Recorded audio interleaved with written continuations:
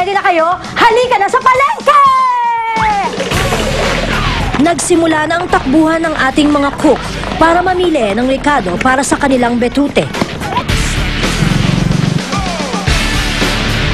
Dito na? Dito ba? Dito ba? Dito ba? Op, op, op, op, op, op, op. Ang tambalang Janet at Maribeth, diretso agad ang dalawa sa pamimili. Ay, ay, ay, ay, ay, ay, dali.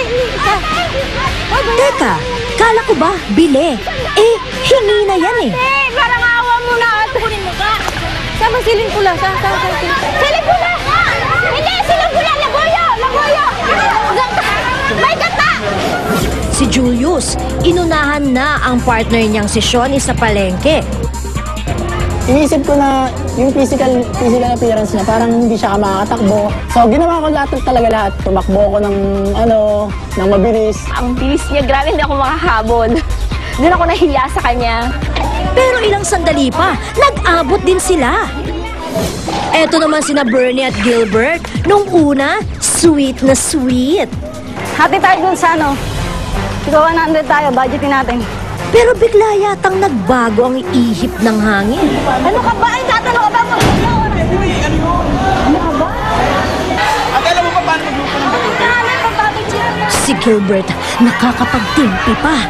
Pero itong si Bernie, Huwag mo nalagyan ng keso, ganun din yun. Hindi ka nagluluto, wala kang diskarte. Napakasimple lang at masarap ang gusto kong maluto at hindi na kami aabot na 1 hour. Pero hindi ako galit sa kanya, walang personalan. Ang akin lang kasi, naku, susundin kita, malilate tayo. Tuna na lang bilin mo, tuna! Tuna na lang, ayan o! Huwag na giniling! Ang kulit naman nito. anak ko naman, baka naman makahuli kayo dahil sa ginagawa niyo, mag-away ba? Pag-usapan niyo to! Kailangan yun ate eh. Huwag ka naman na ng ano pa, huwag mo na yung kailangan. Inaabang natin is oras.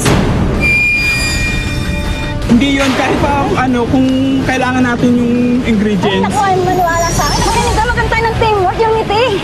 Ang after kasi ko doon na kung ano ba yung talagang luto ng betute.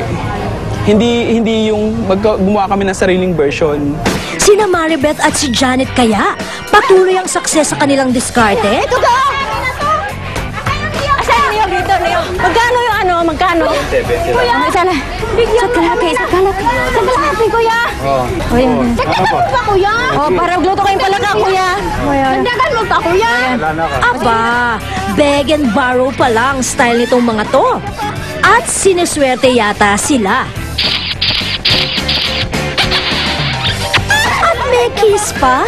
Para lang siya naganahan siya magbigay sa amin. Kaya nagpapasalamat din ako kay tatay na talagang tumawad pa ako. Sabi niya, o sige, bahala ka na nga. Si Julius at si Shoni, halos tapos na sa pamimili. So, inisip ko agad yung mga bibili namin, kung paano namin lulutuin yung pagkain. Tapos, sinabihan ko sa Ate Shoni na siya yung tumawad dun sa palengke.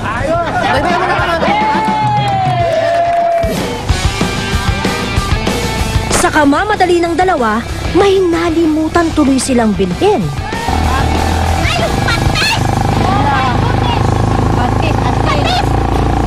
Di, nakalimutan ko yung pates, saka yung, alam mo na, yung mga ingredients ko. So, kailangan kong bumili pa sa tindahan.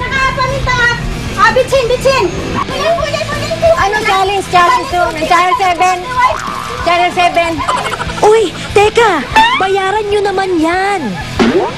At nagpapasalamat din ako sa tatay na yon dahil ang kapal na talagang mukha ko. Grabe talaga. Mukhang sinaswerte talaga tong sina Janet at Maribeth. Sila ang unang nakarating sa mansyon.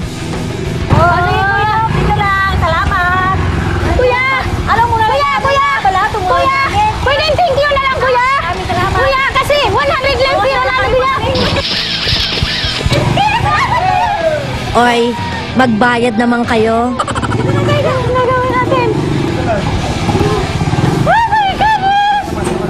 Nahiya ako. Sabi ko, Maribeth, puro na lang tayo libre, magbayad naman tayo sa iba. Pati yung motor, hinalikan na lang niya. Eh, yung siguro, nung hinalikan niya, nadala na rin yung driver ng motor. Pero talagang nahiya ako, kasi lahat libre na lang. Habang Habang relax na sila Maribeth at Janet sa mansyon, ang iba naman, nagkakandara pa sa pagbalik habang hinahabol ang oras. Ang partner ko, runner talaga, oh. Pinakbo na lang. Nakuha namin na nagpapadyak, ang tamad eh. Kaya yun, nahuli kami. Si Gilbert, walang pagod sa katatalak. Hindi kasi ate yun eh. Dapat importante yung kailangan natin ingredients. Dapat may ingredients tayo na siguradong kailangan natin eh.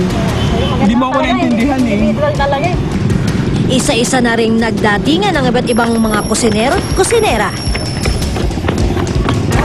Sila Gilbert at Bernie na sinundan naman ni Shawnee at ang humahangos pang si Julius.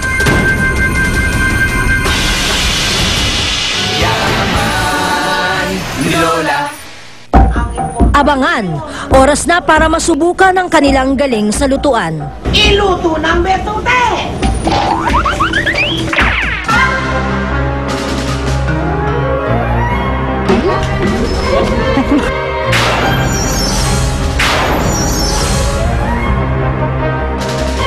Nagigil ako. Pinahirapan mo ako. Hindi niya ako gusto. Ayaw niya ako, hindi ako yung katim na gusto niya.